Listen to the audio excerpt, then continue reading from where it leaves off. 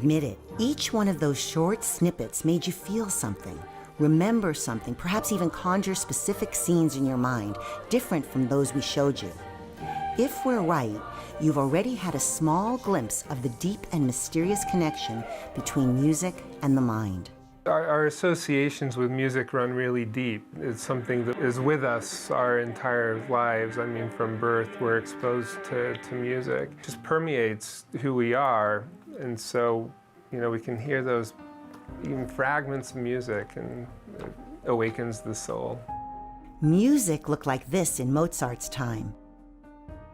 In Peter Giannotta's laboratory, it looks like this today. Giannotta is a scientist by profession, a performing musician by avocation. With his research, he's trying to get to the bottom of just where, within the vast complexity of the human brain, music creates its universal magic. Recording brain activity, so the EEG at the same time, and we're looking for signatures of that automatic processing of the emotional quality. To many, it might seem like an impossible quest. Can science really find a way to measure human emotion, to even discover where in us it comes from? Here's the medial prefrontal cortex that is reasonably spared in Alzheimer's, and here what we're showing with these red colors is these are parts of the brain that are responding more strongly to familiar, memory-evoking, and pleasing music. The exciting thing is in the frontal cortex, when we improvise music, such as jazz pianists playing, in MRI studies, what they found is that activates the part of the brain that is the seat of consciousness. Music therapist Christine Stevens is internationally known for harnessing music's power to heal. She says new research confirms what humankind's earliest healers sensed when they first beat out a rhythm or raised their voices in song or chant. Everyone has inside them a drum, the heartbeat. It's the first rhythm that we learned in the womb of our mother, so we all have been learning music for a very long time. We're informed by science, by medical research, so that we can bring music into people's lives in a very accurate, research-based, evidence-based way today. Piece by piece, the evidence is exposing music's enormous potential as a force that can reawaken the soul in those who have lost almost everything else, even memory itself. I've been here 90 years, and if I could remember, I would tell you, but I can't remember. Regina Scully produced the acclaimed documentary film Alive Inside. It dramatically chronicles the effect a simple song and nothing else can have on those with Alzheimer's disease and dementia. When people are listening to music, it literally lights up the most parts of the brain. Listening to music activates everything. And we also know that there's a part of the brain that music has an effect on that stimulates memory. And we know now that music can help people with dementia and Alzheimer's. One of the films that we produced is called Alive Inside, and it deals with this whole issue.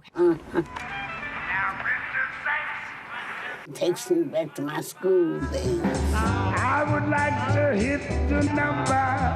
Mama told us not to go listen to him. We would sneak off at night, bring back pictures from the dance. And I worked in Kings County 9 years, the E building in Kings County. My birthday, November 20th, 19. That was in the wartime. I was working at Fort Jackson, and my son, on February the 4th, was 69.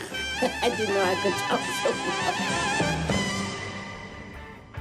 Music becomes a very effective tool for bringing emotional richness to the lives of individuals who otherwise may not have that in their daily lives. I think when you can connect the person with their past, elicit nostalgia, the quintessential emotion of memory. And here's your iPod. All you have to do is click the center button one time.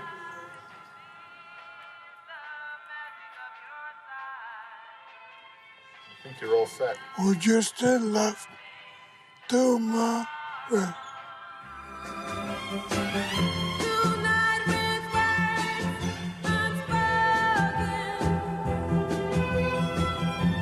there are parts of the brain that are still spared in Alzheimer's patients that somehow allow the incoming music that they're hearing to interact with these memories of the past. In his lab today, Peter Giannotta and his assistants are experimenting with measuring the emotional content of individual sounds one by one. He hopes to collect new data showing not just why some sounds help us feel better, but how. I think that music can promote healing and wellness in many ways.